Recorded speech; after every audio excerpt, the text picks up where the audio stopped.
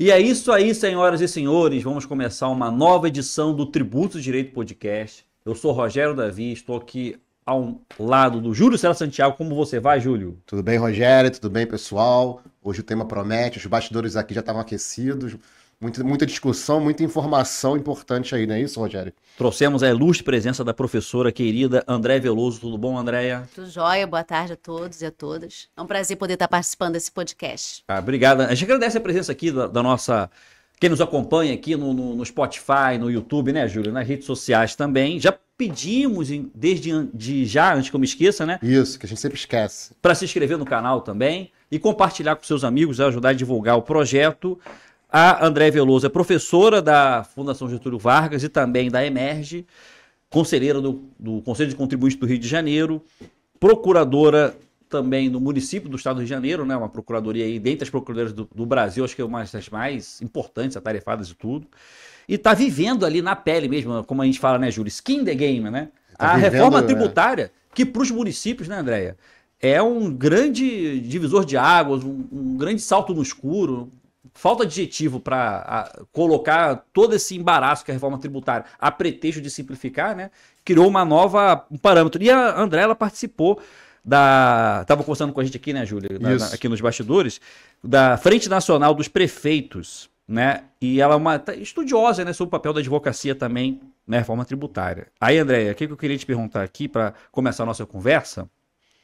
Existe uma certa guerra federativa na reforma tributária, tendo em vista a repartição clássica do modelo que a gente acompanhou lá pela Constituição de 88, há realmente assim, uma preocupação das procuradorias, você que certamente conversa com outros procuradores, de como vai ficar a partir já de 2026, todo esse modelo?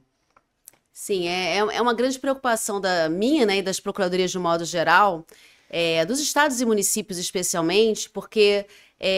ao contrário da União, né, que permaneceu com a competência privativa dela em relação à CBS, claro que você vai extinguir determinados tributos, mas a CBS continua sendo federal. No caso do IBS, você tem uma competência compartilhada, que é algo que nunca existiu no Brasil, né? É uma primeira vez que você tem uma competência tributária compartilhada entre os estados e municípios.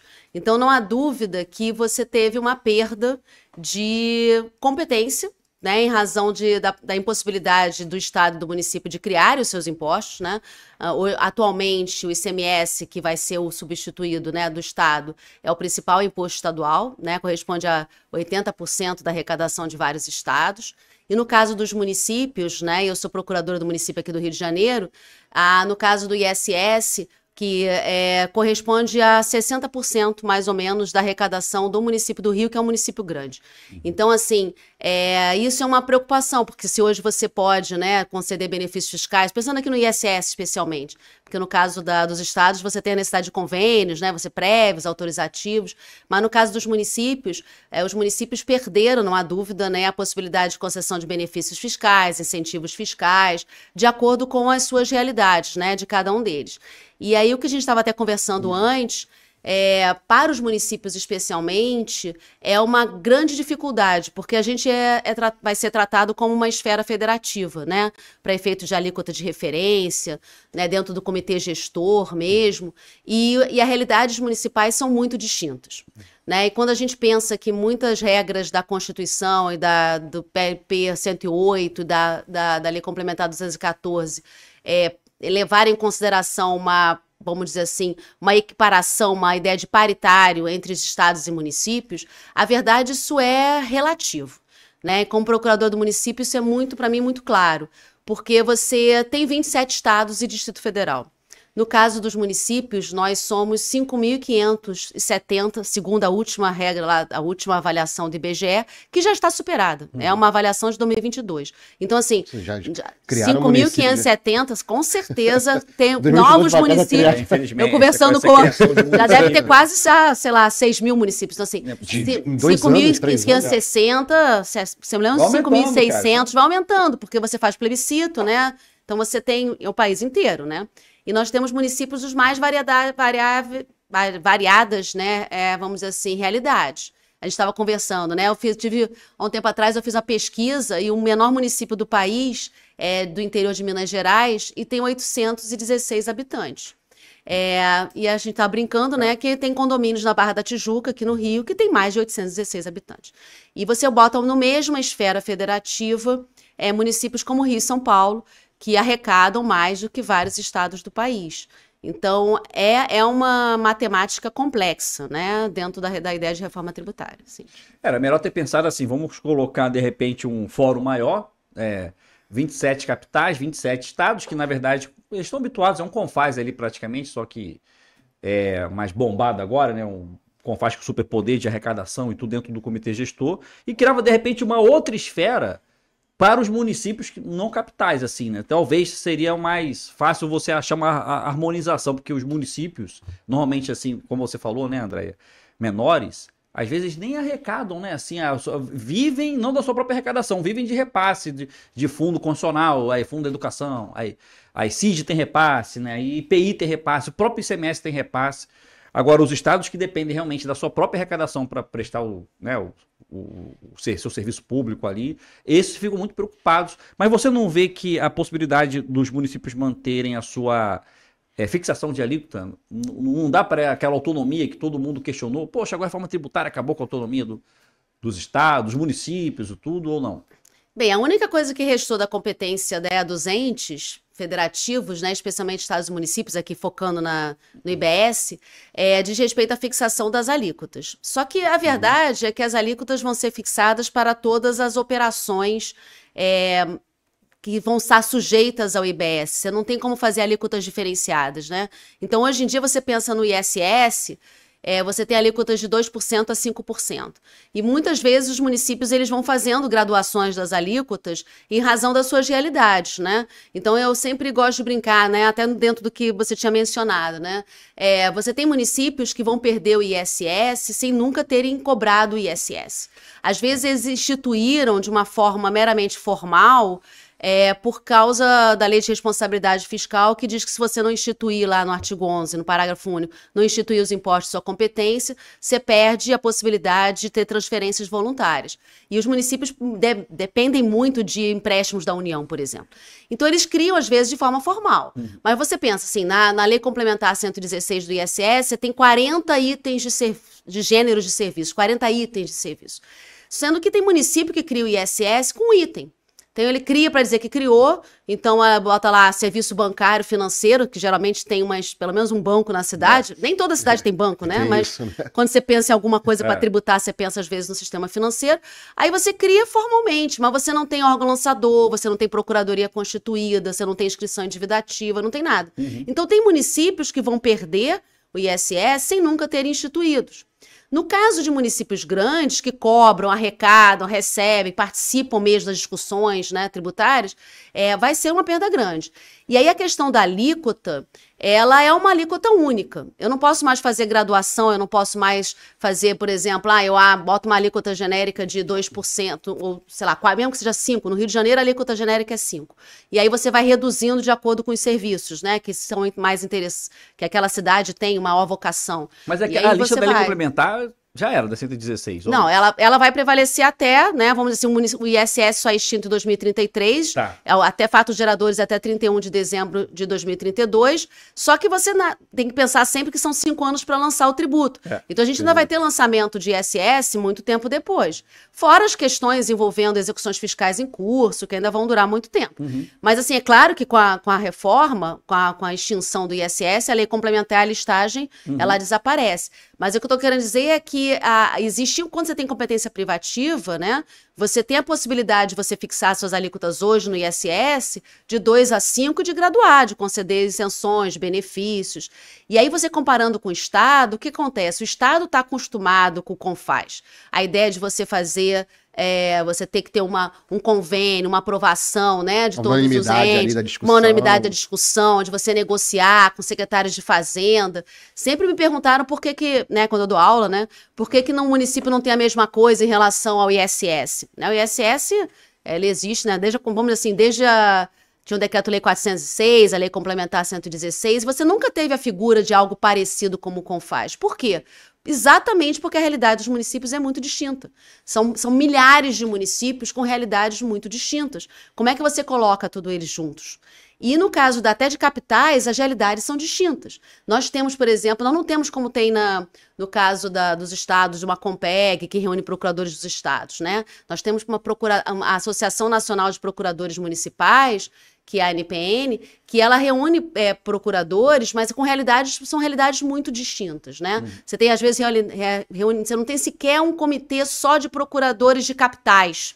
Você até reúne procuradores gerais de capitais, mas não é algo como que você tem já na parte do Estado com uma habitualidade muito maior, até por causa dos convênios, né?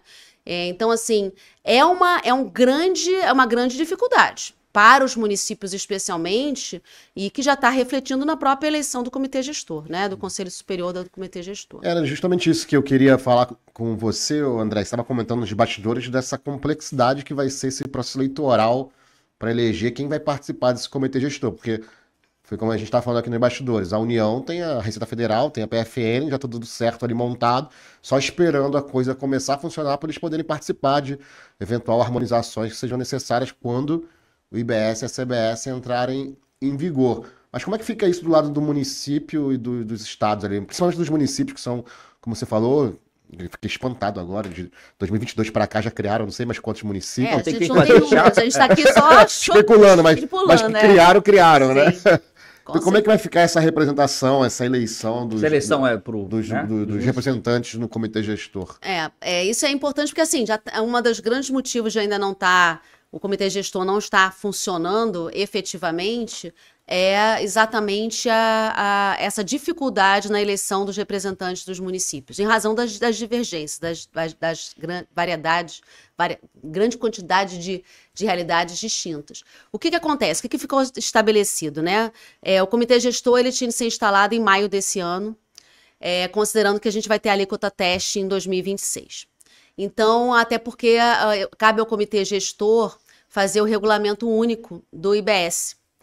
E entre outras funções, né, obviamente, ele vai caber ele arrecadar, caber ele fazer as compensações, fazer as retenções, caber ele distribuir para os estados e municípios o produto da arrecadação. O que acontece? Esse comitê gestor, o prazo, né, definido para a instalação era maio desse ano. Como é que você instala o comitê gestor? Você tem um conselho superior que é composto por 27 membros dos estados. E aqui, levando em consideração que só temos 27 estados e Distrito Federal, todos os estados terão representantes no órgão deliberativo maior do comitê gestor. E para dentro da ideia de uma paridade, são 27 representantes dos municípios. Só que, dentro do que a gente está conversando, são 27 representantes que têm que sair de 5.560 municípios, ou mais, né? O que acontece? A regra foi que desses 27 representantes dos municípios, eu tenho 2 grupos que serão escolhidos com 2 chapas diferentes. 14 são escolhidos com voto dos municípios, um voto igualitário. Então, todo município tem direito a um voto, independente do tamanho, ele tem direito a um voto. Quem vota é o prefeito, que estiver, né, em exercício no momento da eleição. E eu tenho 13 votos que são proporcionais ao número de habitantes. O que aconteceu? Na hora que foi feito o processo, foi lá imaginado o processo eleitoral, quem pode indicar as chapas são as associações que representam um percentual dos municípios do país, acho que é 30%. E aí tem 2 associações, tem dois órgãos que têm essa capilaridade. Você tem a Frente Nacional dos Prefeitos, que é composta por prefeitos, somente prefeitos, e você tem a CNM, que reúne municípios. Qual é a divisão normalmente? A FNP, ela representa os médios e grandes municípios, e a CNM, ela representa os municípios menores.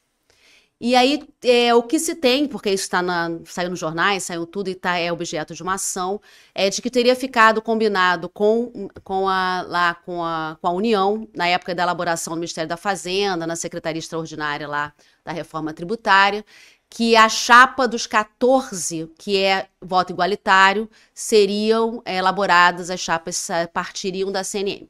E No caso das outras 13 vagas, seriam indicados da Frente Nacional de Prefeitos, porque é proporcional ao número de habitantes. Então, qual era a ideia? Que você tivesse representantes dos pequenos municípios e representantes dos médios e dos maiores. E cada uma das associações, cada um desses órgãos iriam apresentariam as suas chapas e seriam eleitos os representantes.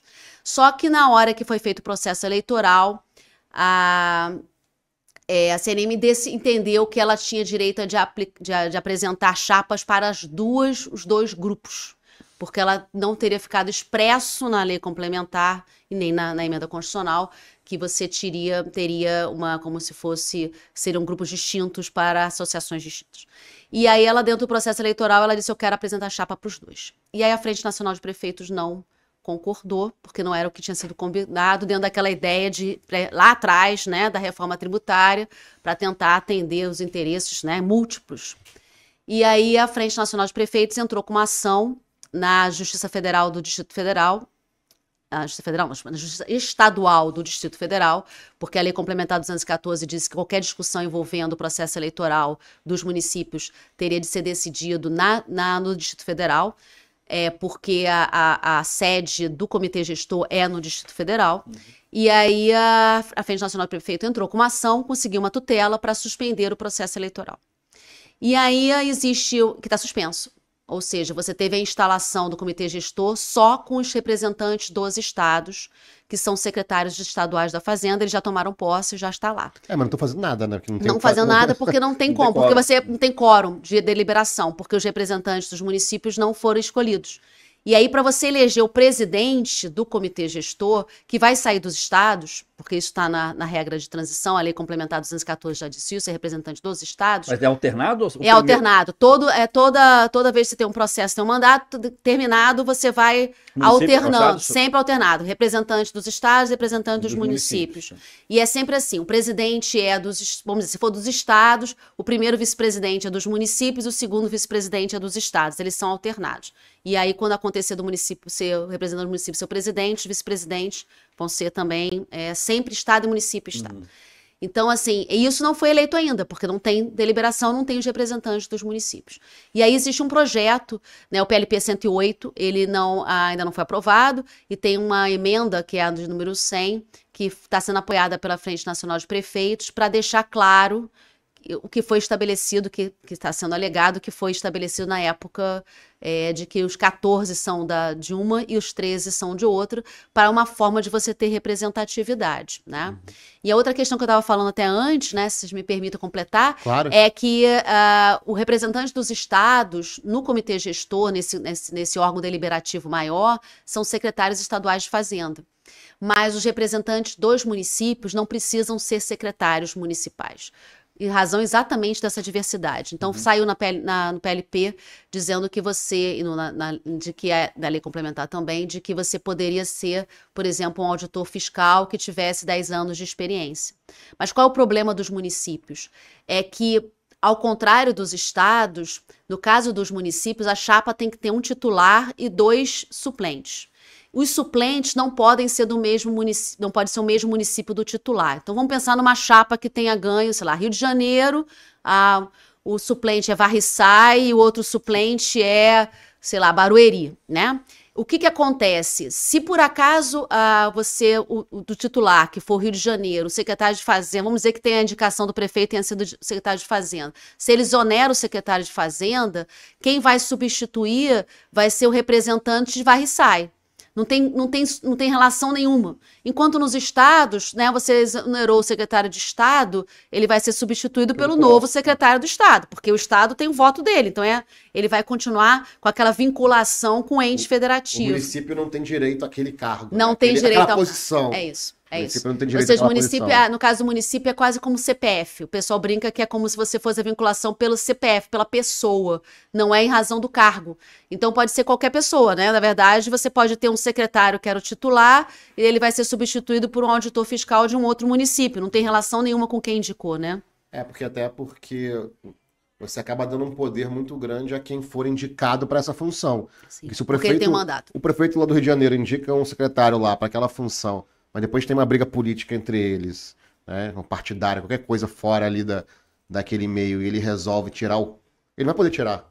Não vai poder exonerar o cara, porque eu vou perder minha posição lá no comitê gestor. É exatamente isso. Se ele exonera, ele perde a posição dele no comitê gestor, porque quem vai assumir no comitê gestor vai ser um substituto. Mas esse que tá lá o cara pode até ser alvo de captura, né, cara? Porque se é personalíssimo, alguma entidade que tem interesse em alguma pauta ali, não sei o quê. Porque o que o comitê gestor vai resolver, penso eu, são as regras de harmonização, né?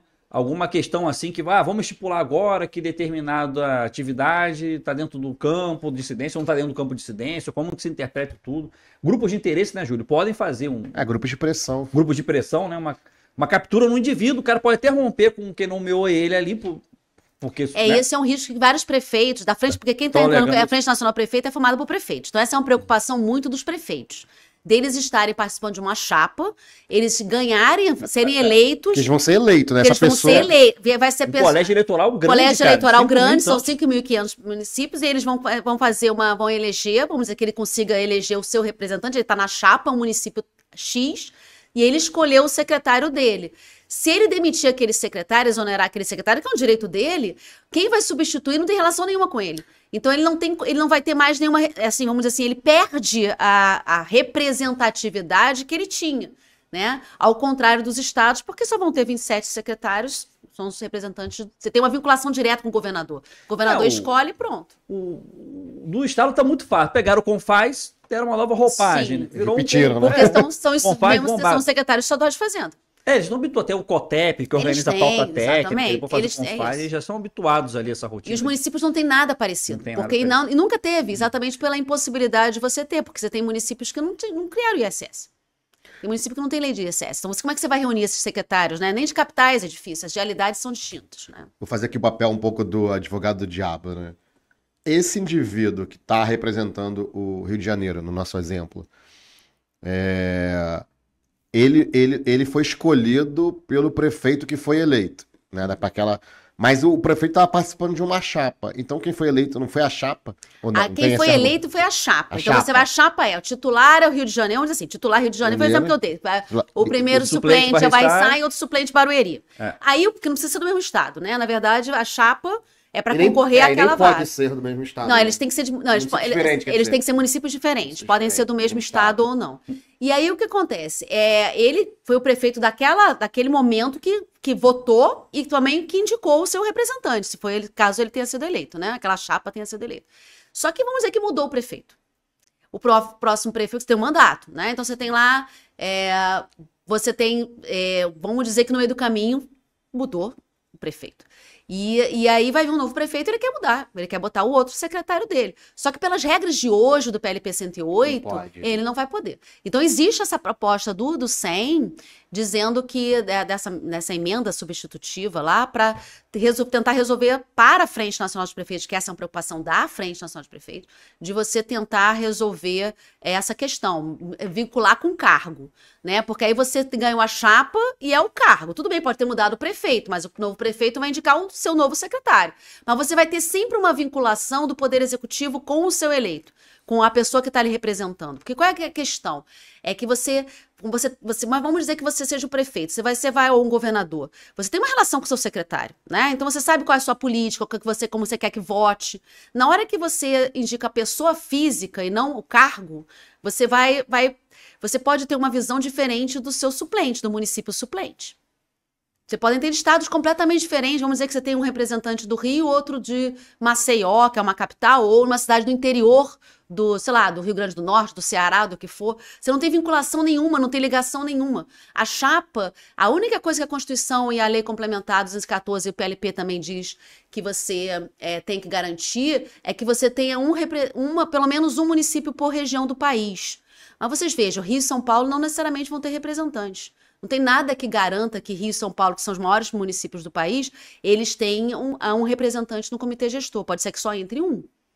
Né? Deve ter uma regra, né? Tipo, você não pode eleger 14 representantes, 14 municípios do Rio de Janeiro, por exemplo. Na verdade, sim, pela lei complementar não tem. Não tem esse limite. Não tem. É claro que tudo vai ser... Vai ter a política. Tem a política, tem as eleitorais, são as chapas que vão ser formadas. E pensando nisso, que você tem dois grupos, você tem a Frente Nacional dos Prefeitos dos municípios maiores e tem uma outra, que é dos municípios menores.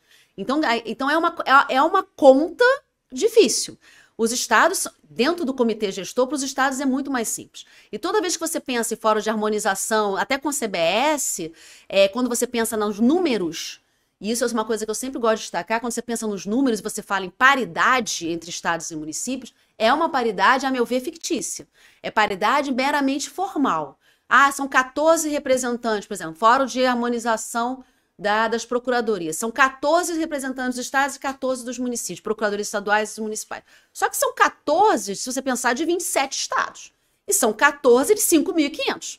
Então, assim, é uma paridade, a meu ver, meramente formal. Porque você diz assim, os estados, dentro de uma federação onde você tem uma isonomia entre os entes federativos, ela é formal, né? A meu ver. E como é que resolveria isso? Não tem como resolver. Não, já elegeu, né? O STJ, né? Já deram não tem uma competência agora do STJ para dirimir? Para dirimir conflito não, de mas assim, mas como é que, no mundo real, como é que você vai fazer assim, 5 mil municípios? Como é que eu vou fazer a ideia de paridade para 5 mil? Você não tem como. Tem. A verdade é essa. Se você quiser ser Então, sincero, aí... não tem como. Por isso é que a paridade formalmente isso está na lei, no projeto? Do quê? A paridade? A paridade, ela tá na emenda, ela tá na emenda da Constituição, os 27 que eu tô mencionando estão na Constituição Federal. A ideia de paridade está na Constituição Federal, tá. Só que é uma paridade nesse sentido, assim, é paridade numérica. Né? Então, quando você vê, por exemplo, contencioso administrativo, e aí você vai ver todos os órgãos que vão são sempre paridades, mas entre estados e municípios, ou entre, né? Mas sempre toda a reforma foi pensada de uma forma numérica, formal, é uma paridade formal. Por isso porque os municípios, eles estão em termos de representatividade, eles não só perderam a competência privativa para o ISS, como eles estão, vamos dizer assim, até por uma dificuldade e é uma dificuldade que o procurador do município enfrenta toda hora, assim, independente do imposto. É muito mais difícil você até defender os interesses municipais com uma diversidade tão grande de municípios. Quando você pega os estados, vão discutir uma briga de ICMS, todos eles entram com a mico escura no Supremo, ou eles perdem, né? Ou eles vão lá através do Compeg, ou eles vão no Confaz, do Concefaz, eles têm vários, eles estão habituados a trabalhar em conjunto. Os municípios não fazem isso. Isso é verdade. Porque eles não têm isso. Contencioso. Às vezes chega uma questão no Supremo Tribunal Federal, IPTU, ISS, TBI, que o precedente, os últimos até foram de São Paulo, mas assim, de que às vezes chega IPTU progressivo, foi de BH, mas tem questões que chegam por um município pequenininho, que não tem procuradoria constituída. E aí há uma tendência no Supremo dos ministros a eles só admitirem a mico escura de um município, porque são 5.500. Ele fala assim, se todo mundo ficar pedindo aqui, eu não vou aceitar. Então, às vezes, você tem, numa discussão ICMS e ISS, que já tivemos várias, né, software, por exemplo, na ICMS e ISS, na licenciamento de software, a mico escura de alguns estados e municípios você consegue um. Então, quando o município de São Paulo, por exemplo, consegue a mico escura, a gente nunca consegue. Rio de Janeiro nunca consegue. A gente pede ingresso e não consegue. Ele fala, tem um representante dos grandes. Porque senão você vai ter isso, né? São milhares de municípios. Então, há uma dificuldade. Então, qual é a solução? A gente nunca conseguiu encontrar uma solução nem para o ISS, entendeu? Assim, a verdade é que a guerra fiscal tinha muito razão disso também, né? Então... em termos de comitê, né?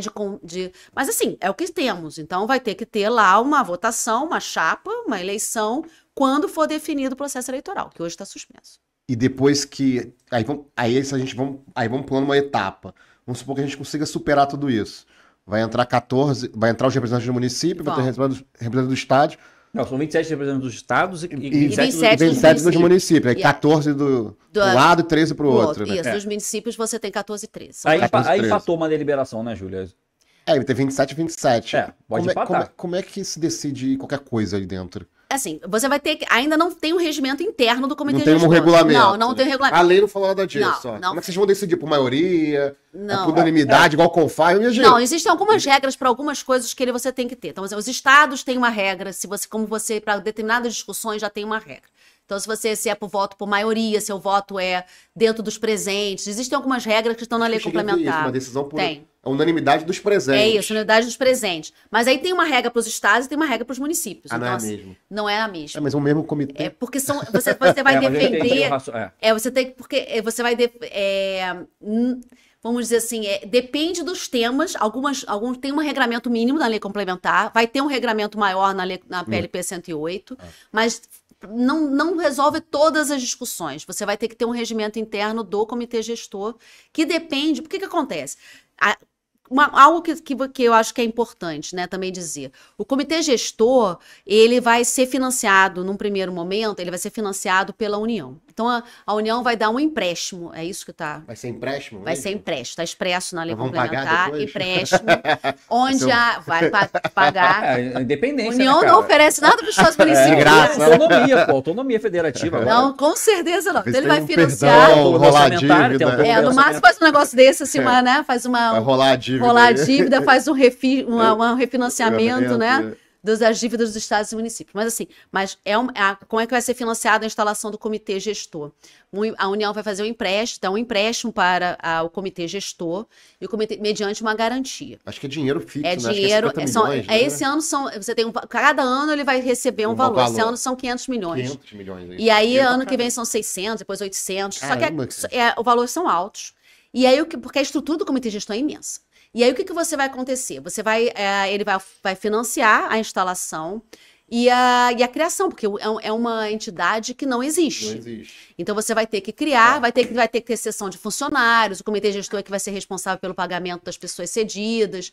Então, você vai ter um financiamento original. E é um empréstimo. Então, a garantia que o comitê gestor vai dar é exatamente a parcela da arrecadação do IBS que fica com o comitê gestor, que é como se fosse uma taxa de administração, um valor que fica com o comitê gestor, que é o principal orçamento do comitê gestor, a partir do momento que você começa a arrecadar o IBS.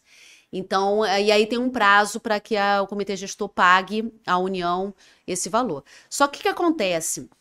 Em 2025, que é esse ano que dá a instalação, você pagaria, ele fixou 500 milhões, aí você tem mensal, seria como se fosse 1/12, ele teria de depositar 1/12. Só que só começa a depositar depois, no mês seguinte, ao da instalação efetiva do comitê gestor, com nomeação, com escolha do presidente do comitê gestor. Porque o presidente do comitê gestor tem que abrir uma conta.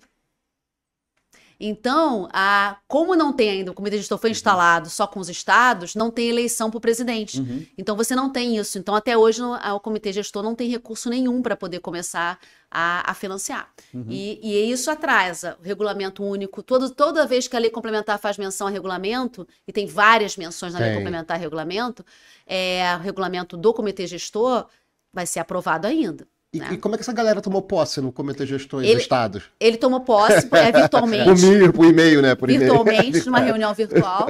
E assim, e a lei complementar diz que enquanto não tiver ainda o recurso da União, cada estado de origem ou cada município de origem vai financiar eventuais reuniões, eventuais idas, né? Porque a sede do comitê gestor é em Brasília. Mas está sendo feito virtualmente, né? Mas assim... Mas já tem um comitê, só tem Não, um os estados já pré-comitê, estão... né? O que acontece? São duas situações. Desde o ano passado, existe um pré-comitê gestor, que ele foi um acordo que foi feito, né, da Concefaz, com o secretário de Fazenda dos Estados, com a CNM e com a Frente Nacional de Prefeitos. Que é um pré-comitê gestor informal, que não está regulamentando nem nada, mas começou a pensar na forma de regimento interno, como é que vai funcionar a sessão, porque vão ser cedidos auditores fiscais, vão ser cedidos procuradores para funcionarem naquele comitê gestor, nas diversas, né, diretorias. Então, eles estão estudando, inclusive, mecanismos de como é que você vai fazer a distribuição da receita, como é que você vai... Porque tem toda a parte operacional, orçamentária, financeira, tem controle externo, o comitê gestor está submetido a um controle externo. Então, assim, é um pré-comitê gestor desde 2025. Só que em 2026, quando fez... 2025 não, 2024. 2025, que foi instalado, ele tinha que ter sido instalado integralmente em maio, com todos os representantes, eleito o presidente, aberta a conta para que começasse a receber, e aí efetivamente você começasse a ter. Porque você tem várias diretorias previstas na lei complementar, no PLP para funcionar. Como é que vão ser cedidas as pessoas? Ninguém sabe. Só está dizendo que no PLP 108 que a sessão vai ser paga pelo comitê gestor, né? Mas como é que vai funcionar isso na prática, né? O comitê gestor pode, pelo PLP 108, fazer concurso público para contratar pessoas pelo regime seletista, além dos cedidos, né, que são das carreiras da administração tributária e da procuradoria, eles podem contratar. Então, assim, pode terceirizar algumas medidas. Vocês vejam que é um mundo. Você tem 9 diretorias, se eu não me engano. Então, assim, é uma diretorias super executivas, é uma entidade que não existe nada nem parecido. E a gente já tá no meio do ano, né? Não, já estão chamando de quarto poder, né? Já falaram que é o quarto poder. Porque, assim, ele vai ter orçamento maior do que muitos estados do Brasil. Porque você vê, ele fica com um percentual do que é arrecadado do IBS, é que ele retém a parte que é o que a legislação indica para ele, para ficar para ele poder se manter.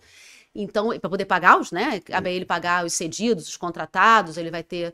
Manter a estrutura dele, que vai ser grande, né? Porque É um super órgão. é um super órgão. Porque cabe a ele, não cabe a ele arrecadar, cabe a ele coordenar o contencioso administrativo. A inscrição endividativa vai ser feita num sistema único do comitê gestor. Ele vai ter que controlar todas as notas fiscais que vão ser emitidas no Brasil inteiro. Ele coordena, né? O comitê gestor só coordena, porque a Constituição manteve a competência administrativa, tanto da administração tributária quanto das procuradorias. Mas a função do comitê gestor é coordenar, fixar regras únicas para poder uniformizar. Então, é algo grande, né? Eu fico pensando agora do lado das auditorias, né, dos auditores de carreira municipal, estadual. Se eles hoje, por exemplo, eles estão habituados a terem um tipo de discernimento na atuação deles ali. Eles só respondem dentro da sua respectiva jurisdição. Tanto você tem secretário de Fazenda de São Paulo que tem um entendimento diferente do Rio de Janeiro, mesmo pegando a mesma Lei Candir. É a mesma lei. Isso vai acontecer, André, no ambiente como é que vai ficar essa autonomia, liberalidade, discricionariedade, né, que tem ali para interpretar um fato gerador, a legislação tributária, que hoje é meio que dentro do seu próprio estado, né? E aí eu acho que tem duas coisas que eu acho que são importantes. Em primeiro lugar, assim, a parte de fiscalização, a atribuição da fiscalização, do lançamento, né, referente à cobrança em si, você manteve na origem, né? Ou seja, nos auditores fiscais, nas fazendas, né, estaduais e municipais. E o que vai acontecer? No entanto, existe uma regra porque pode haver a preocupação de ter uma cotitularidade no momento que você vai fazer uma fiscalização entre estados e municípios, porque isso é uma complexidade. Você vai ter uma alíquota municipal e uma alíquota estadual, né? Você vai ter uma previsão de uma alíquota municipal e uma alíquota estadual. Então você tem uma titularidade do estado em relação à alíquota dela e titularidade do município em relação à alíquota dele. Não estou entrando nem no mérito do CBS, que o fato gerador é único, né? Estou pensando no que está dentro do comitê gestor, ainda tem um problema da CBS. Mas dentro do comitê gestor, você pode ter um lançamento estadual e municipal. Você pode ter uma cotitularidade e uma fiscalização. E aí a Lei Complementar 214, e o PLP 108 também diz isso, porque o PLP 108 é que vai tratar mais dessa situação, né? A Lei Complementar 214 foi mais da instituição do imposto da CBS em si. Fato gerador, base de cálculo, as regras. Que ela veio do PLP 68, do regimes diferenciados. Então, assim, a parte operacional está no PLP 108. Que é a parte do processo administrativo, a parte de fiscalização, a parte do comitê gestor. E aí o que acontece? O PLP 108 diz que se você tiver interesse entre a fiscalização do estado e do município, cabe ao comitê gestor fixar as regras de como essa fiscalização vai ocorrer, para evitar que você tenha uma dupla fiscalização. E aí vai caber o regulamento único a ser fixado pelo comitê gestor, que não existe ainda, né? Que vai definir como é que vai funcionar isso. A ideia do PLP 108 é que você tenha do ponto de vista também de registro, um registro único no comitê gestor de todas as fiscalizações que forem feitas no Brasil inteiro envolvendo o IBS, para que você evite duplicidade de fiscalização, para que você possa aproveitar, até como talvez prova emprestada, da fiscalização de uma ou de outra, porque às vezes você tem várias filiais, né, da mesma empresa. E aí você a ideia é que você tenha esse regramento mais prático de como isso vai funcionar na prática pelo regulamento único do comitê gestor.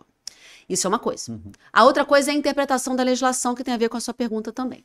O que acontece com a interpretação? Você tem, dentro do comitê gestor, você tem diretorias que são responsáveis pela interpretação da legislação.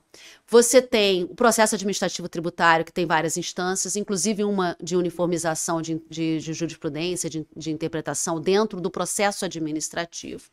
E você tem também um fórum e um comitê de harmonização, que é IBS e CBS.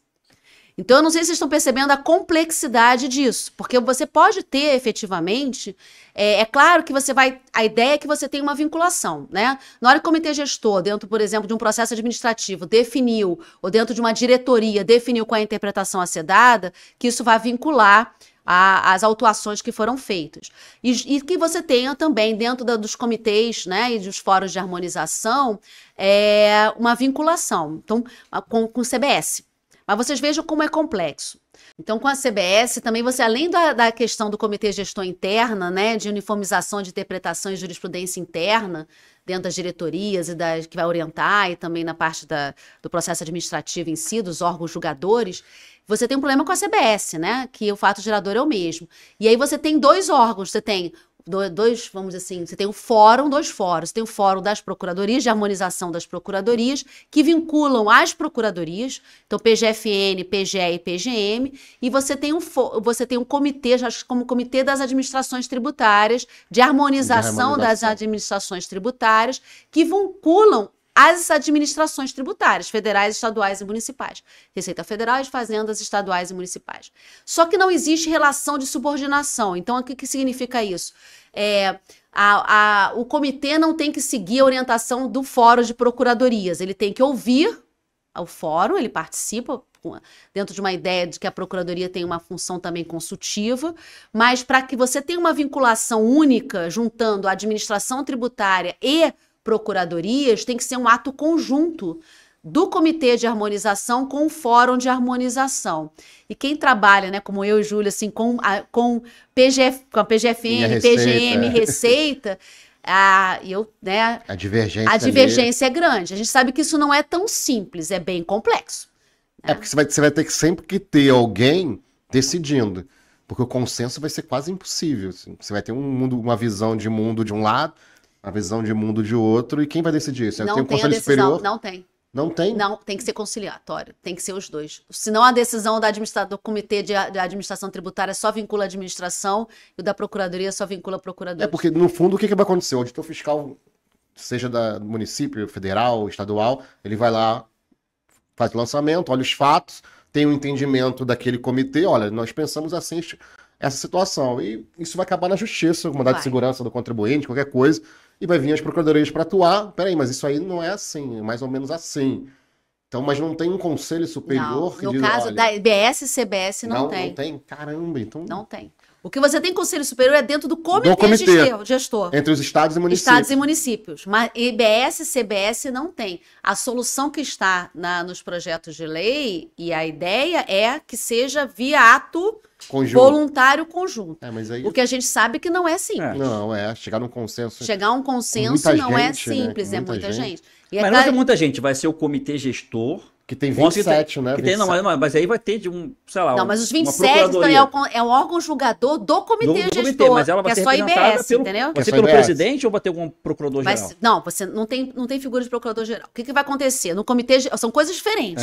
Vamos organizar meu pensamento aqui. Isso. Você tem o comitê gestor e você tem o fórum de harmonização. Não, são coisas diferentes. Pensa assim, olha, primeiro você tem a CBS, que é a União. Que tá lá bonitinha, não mudou nada. Receita Federal, PGFN, CARF, bonitinho, estamos lá esperando... Vocês se decidirem. Se vocês quiserem fazer. Assim, eu estou aqui, continuo competência privativa, não muda nada para mim. Comitê gestor, a relação é Comitê Gestor União, Comitê Gestor PGFN. Não existe relação procuradoria do Estado com o Procuradoria da Fazenda. Então é Comitê Gestor porque é o IBS. IBS é competência compartilhada. A gente esquece aquela ideia de estados e municípios com competência privativa. Então, o que acontece? O IBS tem que sair do comitê gestor.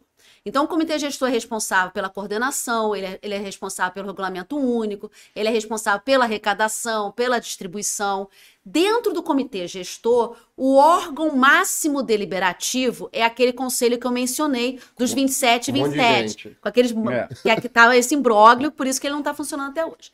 Dentro o processo administrativo tributário do IBS, o CBS está lá, é o mesmo decreto lá, bonitinho, que não mudou nada.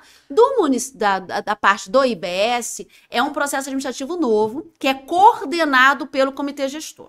A primeira instância e a segunda instância ficaram nos estados, Então você vai ter na primeira e segunda instância, por que eu dizer estado? É por estado. Você queria como se fosse uma primeira e segunda instância, primeira e segunda instância por estado do país.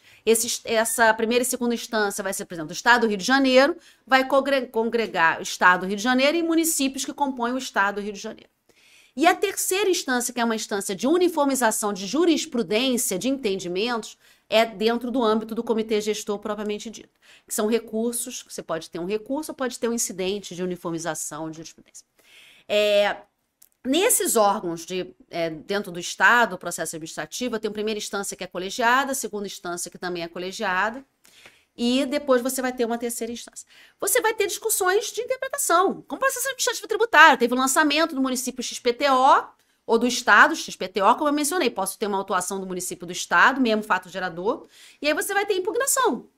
Pode ter cotitularidade, pode ser que só saia um auto de infração, os dois juntos fiscalizem e saia um auto de infração ali com o estadual e municipal. Pode ser, ninguém sabe como vai ficar, depende do regulamento único que não existe. Então, assim, mas você vai ter autuação, e você vai ter lá a impugnação, vai correr. Então, eu vou ter que ter uma uniformização de jurisprudência, de entendimento do comitê gestor. Ok? Isso é uma coisa. Outra coisa, IBS e CBS, harmonização IBS e CBS. Aí você vai ter um comitê de administrações tributárias e vai ter um fórum de harmonização de procuradorias.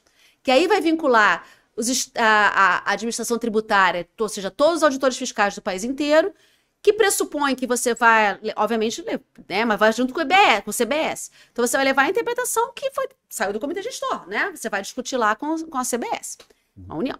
E você vai ter a de fórum de harmonização das procuradorias, entendeu? Então, assim, são várias esferas de decisões e de possíveis interpretações. Tem um mundo aí, né? É um mundo que a gente não sabe como vai funcionar porque não existe ainda. Nada disso foi instituído ainda, né? O comitê gestor não começou a funcionar, não tem regulamento, ainda não se decidiu ainda a parte processual, quem ajuiza, quem não ajuiza, quem julga, quem não julga, como é que vai ser feita a autuação, como é que vai ser feita a cotitularidade. Nada disso está definido. Ô, André, deixa eu te fazer uma pergunta. O contribuinte, ele participa dessas discussões dentro da harmonização de IBS-CBS? Pois é, o que acontece? Com o PLP 108 é que vai, vamos dizer assim, acabar de definir, tem uma regra na Lei Complementar 214, mas dos fóruns, tá? Mas o PLP 108, até porque vai ser posterior, os contribuintes estão brigando para terem uma participação maior, até como forma não só de participação nos dois, de IBS e CBS, como também de iniciativa, de poder... De cooperação. Cooperar com a administração tributária, melhor entendimento. Isso. E aí vai depender de como vai sair o PLP 108. Tá? Hoje, no que, vamos dizer assim, na parte do contencioso administrativo, os contribuintes, eles participam a partir da segunda instância. A primeira instância é só auditor fiscal, mas a segunda instância já começa a ser... Que é muito parecido com o que é o CARF, né? Que é parecido com o que é o CARF. E na maioria dos entes que tem primeira e segunda instância, a primeira instância colegiada, a primeira instância nunca tem contribuinte, é só a partir da segunda. Eles seguem um modelo. Mas eles estão brigando. A OAB brigou muito, já teve uma mudança, o PLP está no Senado, né? Na Câmara não tinha participação dos contribuintes. Nem na segunda instância? Nem na segunda instância. Eles foram incluídos na Câmara. Então já foi para o Senado com a inclusão dos contribuintes, mas eles estão pleiteando maior participação nos harmonizações, né? Que é onde vão decidir que é onde vai decidir a IBS-CBS, entendeu? Que é uma coisa que... Porque se você pensar bem, uma é a harmonização de procuradorias. Sim. Contribuinte não faz parte. E outro é de administração tributária. Que contribuinte também não faz parte. Então, assim, é uma coisa que é uma discussão grande, né? E a gente vai ter que ver como vai sair o PLP, porque em princípio não faria parte. Eles fazem parte da discussão dentro do processo administrativo. Eu acho que o contribuinte tem que participar dessa harmonização, porque isso tudo vai parar no judiciário. Se o contribuinte não participar, vai com certeza para o judiciário. Se ele participar, pode ser que não vá, dependendo do que se estiver harmonizando ali. Essa é uma discussão grande que tá correndo no Congresso, exatamente em razão disso. Porque se a ideia é evitar a judicialização, os contribuintes defendem, né, e a OAB é muito participativa nisso, de que você tenha cada vez uma participação dos contribuintes para se evitar que você vá para o judiciário. Né? Mas André, a ideia dessa harmonização não é só evitar atrito na interpretação. A ideia, assim, originária é essa. A ideia é isso. A ideia originária de todos eles é essa. Evitar que você tenha uma interpretação única de IBS e CBS, considerando os entes federativos. Imagina, determinada operação, os municípios, os estados entendem que não incide, mas a União vem constituir creche. É isso.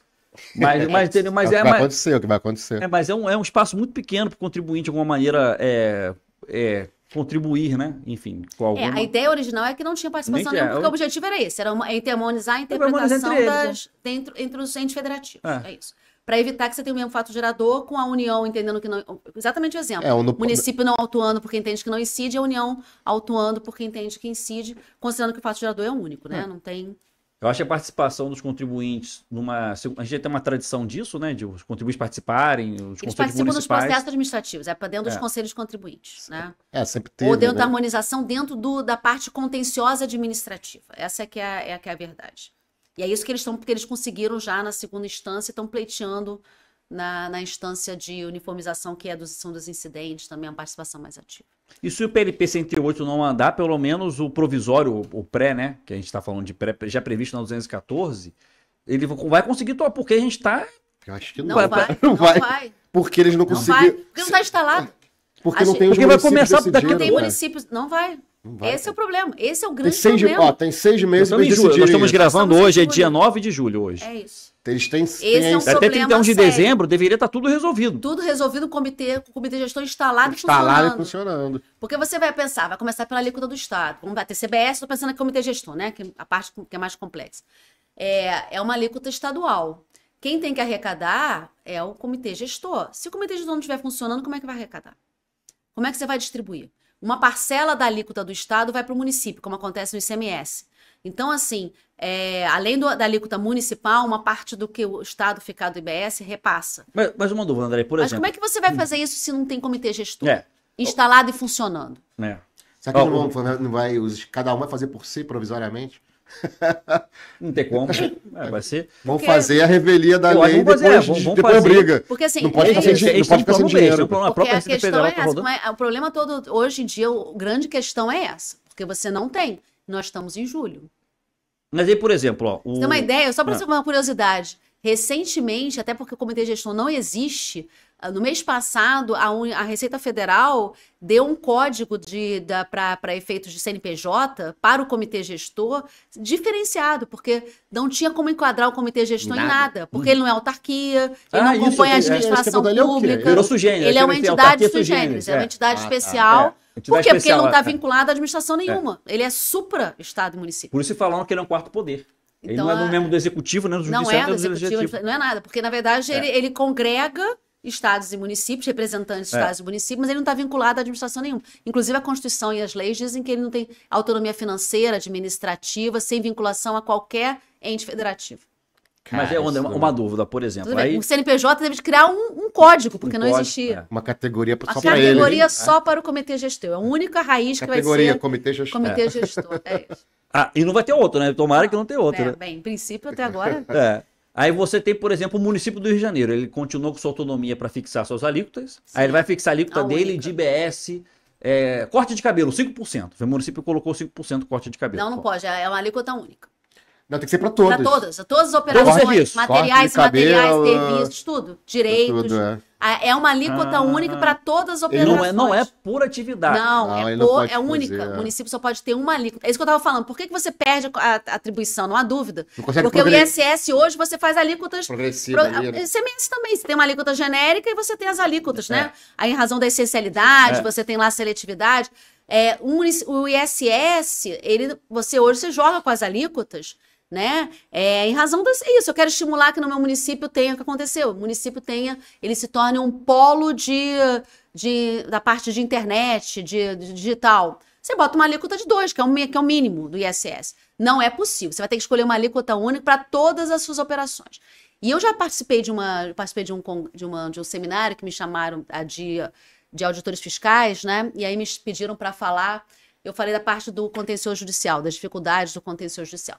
E eu estava ouvindo, né, vários secretários, vários auditores fiscais que têm experiência de lançamento, de escolha de alíquotas, de elaboração de legislação, e eu achei interessantíssimo, porque eles estavam debatendo, né, qual é a alíquota que você, como município, deve escolher.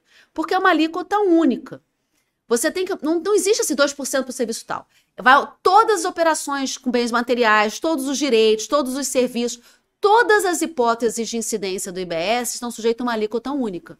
Como é que você escolhe essa alíquota? E o município vai ter que escolher, Se o você Estado não vai ter que tiver- escolher e somar para... E vai somar para você... E sem teto, né? Sem E teto. sem teto, não tem teto. Cara, é O difícil. que você, e aí o que acontece? Tem uma alíquota de referência, que é escolhida pelo Senado, que é uma alíquota de referência, que tem uma alíquota de referência para o período de transição, que é para não evitar perda de arrecadação, mas você tem uma alíquota de referência por esfera federativa, que vai ser sempre, vamos dizer assim, que vai ser atualizada, né, até, para verificar de tempos em tempos, para que é por esfera federativa. Então, se você não tiver, o município não escolher a sua, o estado não escolher a sua, vai ter uma alíquota de referência para os estados e uma alíquota de referência para os municípios, que é uma média. Eles podem escolher a alíquota de... Eles Podem. Ele pode. eu tomo da Olha referência. só, eu posso ficar em silêncio, não escolher alíquota nenhuma, que Aí vai a ser a política de referência. referência. Ou eu posso dizer na minha lei, eu quero a alíquota de 20%. referência. Sei lá qual vai ser a alíquota de referência, 20%. Só que eu estava vendo essa discussão e os auditores fiscais de municípios do Estado do Rio de Janeiro, era um evento do Estado do Rio de Janeiro, dos municípios do Estado do Rio de Janeiro, e eles dizendo assim, não vale a pena escolher a alíquota de referência. Porque pensa um município como o Rio. Nunca a alíquota de referência é uma média dos municípios, vai ser interessante para ele a alíquota de referência. Vai custear, né? o Porque serviço. você está botando no mesmo saco municípios com realidades muito distintas. Então, municípios de Rio e São Paulo não tem como escolher alíquota de referência. E eu achei interessante que eles estavam mesmo dizendo, olha, município como Niterói, Nova Iguaçu, Duque de Caxias, que são municípios grandes, que arrecadam ISS, não vão ficar na alíquota de referência. Nunca. A alíquota de referência vai ser para aquele município que não recolhe nada hoje. Que vive de repasse. repasse. Porque aí ele não vai ter trabalho nenhum, para que ele vai editar uma lei municipal? Ele não criou nem o ISS, né? Mal cobre IPTU. Ele fica lá na alíquota de referência e vai viver de repasse. Vai ficar esperando o comitê gestor arrecadar e repassar e não vai fazer nada. Não vai autuar, vai delegar eventuais fiscalizações para o Estado, eventuais cobranças para o Estado, vai delegar para o comitê gestor inscrição endividativa, ele não vai fazer nada. Então, o que acontece de... O André estava vendo, o Júlio sabe Não. disso. Aqui no podcast a gente tem uma linha sobre essa questão do excesso de municipalização que aconteceu no Brasil pós-Constituição de 88, né? Estava lendo uma reportagem sobre os megacondomínios. Incluindo isso aí, não. Você que não gosta dos municípios. Não, né? eu gosto de município, não tem nada contra o município. Eu só acho que o município, não todo município deveria ser Eu considerado acho que não unidade deveria federada. existir muito município. Não, eu acho que não deveria existir essa classificação. É só no Brasil tem, né? Município como unidade federada. A cara Aí da você Andréia. atribui todas aquelas características. Não, município capital, município gigantesco, até Gente, acho que posso dizer sim. uma coisa muito sinceramente? Eu também sou... Ah, tá vendo aí? Eu tenho que fazer aqui uma enquete. eu sinceramente acho, Não dá pra assim, entender. com a reforma e com essa realidade, eu acho que, assim, é horrível dizer isso com o procurador do município, né? E eu tenho vários colegas de municípios pequenos, super competentes, procuradores maravilhosos, mas assim, tem uns municípios, com todo o respeito do mundo, que não tem autonomia financeira, não se justifica como ente federativo. Olha, viu? Ente federativo, para ter isonomia, para ter autonomia, tem que ter autonomia financeira, orçamentária, de administração, entendeu? Você tem que ter Excelente. órgão lançador, você tem que ter cobrança efetiva, tem que ter inscrição endividativa, tem que ter procuradoria constituída. Não estou nem falando concursada, tá? Pelo menos as capitais todas deveriam ser concursadas, né? não. Os grandes municípios. As capitais do Brasil hoje são todas né? concursadas. São, Mas, por exemplo, municípios de médio porte, nem todos são. É. Então, assim, não tem uma regra obrigando, né? Então, assim, até pouco tempo atrás, Nova Iguaçu, Duque de Caxias, não tinha procuradoria Verdade. concursada. E você pensa, são municípios Municípios grandes, importantes, importantes, relevantes, com arrecadação grande. Então, assim, com a população imensa. Então, assim, eu acho que um município de 800 habitantes, com todo o respeito do mundo, eu falo sempre isso, não me batam, mas eu acho que dentro de uma ideia de federação onde os municípios sejam entidades federativas com isonomia formal, eles têm que ter autonomia financeira. Se não tem autonomia financeira, viver de repasse, não justifica ser um município. Com todo respeito ao mundo. Podia ser um distrito, né? De Pode alguém. ser um distrito, pode ser assim. E aí eu vou dizer uma coisa que eu sou uma pessoa que já participei de vários projetos do Ministério das Cidades para ensinar a elaboração de projetos de lei para município pequeno. Como estruturar cobranças, como fazer projetos de lei de IPTU, de TBI. Durante alguns anos eu fiz parte de um projeto muito legal que a gente fazia de você mostrar, olha só, sejam independentes. Você não vai ser independente enquanto você não cobrar os seus tributos da sua competência. Tá vendo? Viver de receita ser dependente, é a federação de dependência. E aí você corre risco de federalização, né? Você corre risco do Estado sempre tirar o seu dinheiro, assim, eventualmente... vamos dizer assim, você viver de repasse de ICMS e ficar discutindo IPM. Então, assim, é uma OFPM. Então, assim, Eu entendo que é a realidade de mais de 80% dos municípios brasileiros. Essa é a verdade, eles são pequenos. Isso, eu tava vendo isso, tava vendo no G1 e eu digo que os que devem existir não são os pequenos, tá? Mas eu brinco que existem os micros. Existem municípios que são micros. Esses de 800, 500, 600. Júlio, os municípios podem existir. O que eu acho é um erro você classificá-los como unidade federada, porque causa isso. É aquela história do rabo balançando no cachorro, porque a gente tem que criar todo um arcabouço, todo um problema emaranhado para resolver uma situação que deveria ser resolvida antes da gente querer ter um sistema unificado de arrecadação de tributação no consumo. Estava vendo, André? Isso ajudaria muito a vida dos municípios, tá? Com todo respeito do mundo. Por que a gente não consegue fazer esse acordo e nunca conseguiu fazer? Por causa disso, porque dessa ficção. Assim, não é que tem que ser a sua capital não, tá? Mas assim, deveria ter uma regra assim, mínima para você dizer o que é um município. Não basta plebiscito. O que é uma unidade federada? O que é uma unidade federada, entendeu? Assim, acho eu, sei que eu vou apanhar, mas pessoalmente, tem colegas que faz sentido, mas eu acho que faz sentido, porque a gente está sofrendo agora a consequência de um excesso de municípios. A verdade é essa. A esfera federativa municipal, com a reforma tributária, vai perder mais do que ela deveria perder, porque os municípios têm realidades muito distintas. Porque se você tivesse, por exemplo, 200, sei lá, são 5 mil. Se tivesse a metade de municípios, já seria mais fácil gerenciar. Uhum. Entendeu? Mas a partir do momento que você tem 5 mil e todo dia cria um novo... Não, só pra vocês entenderem, A manchete era assim, era uma série de reportagens no G1 sobre os supercondomínios. Conheço os supercondomínios e tal. A primeira reportagem da série que eu fui ver era um condomínio que moravam 16.500 habitantes. E a manchete era assim, conheço condomínio que é maior do que 67% dos municípios brasileiros. Um condomínio é maior que 67%, mais da metade, um condomínio de 16 mil habitantes. 80% ou mais de 80% dos municípios do país são pequenos. São pequenos. Não estou falando de município médio, não. Mais de 80%. Tenho uma colega que ela é uma procuradora maravilhosa, super competente, e ela foi indicada para o GAS por um município pequeno. Pela CNM, que reúne os municípios pequenos. E ela estava mencionando isso. As discussões quando tinha PGFN, PGE e PGM, e ela dizia sempre isso. Ela falava assim, gente, vocês estão pensando com um município grande. O representante da Frente Nacional de Prefeitos eu era representante no PAT RTC, né? Eu fui representante da Frente Nacional de Prefeitos no grupo de análise jurídica. O titular era eu e um procurador no município de São Paulo. E os dois suplentes eram 2 procuradores de capitais do Nordeste, né? Salvador e Aracaju. E ela era representante do município pequeno. E ela falava assim, vocês estão raciocinando com município grande. Vocês estão pensando como Rio e São Paulo, que tem arrecadação maior de estado. Você tem que pensar que 80% estou sendo bem. Ela falava assim, quase 90% dos municípios. A verdade é essa, 10% dos municípios do país são responsáveis por 90% da arrecadação.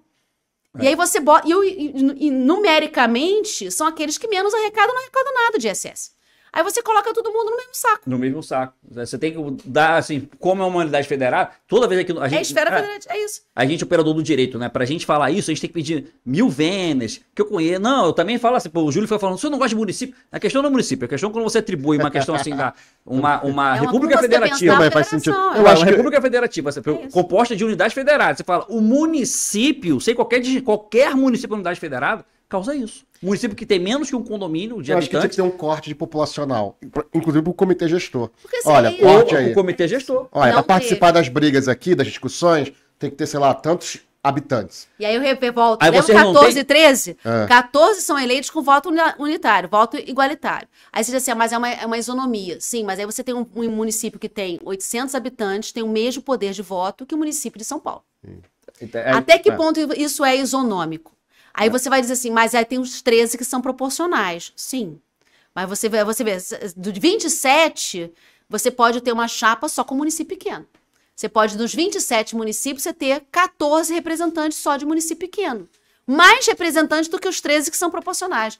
Eu não estou dizendo assim, pode não acontecer isso? Pode não acontecer. Mas é possível. Não é impossível, né? E aqui não me surpreendeu nada a ação da Frente Nacional de Prefeitos. Só quem não conhece município é que achou que não ia ter briga, porque assim, é inviável.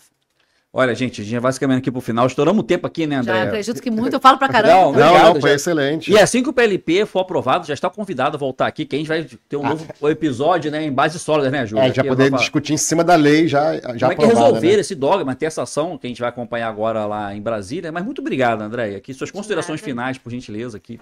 Não, é isso, eu acho que é algo novo, completamente novo. A gente vai ter que esperar para ver o que vai acontecer. Né? Eu acho que aqui não se trata, pelo menos do meu ponto de vista, né? Não se trata da gente ser otimista ou pessimista. Né? Eu acho que a reforma tem vários objetivos que são extremamente relevantes. Mas não há como a gente também não deixar de... quem trabalha com isso, como eu, que sou procuradora, que trabalha há mais de 20 anos com a área tributária...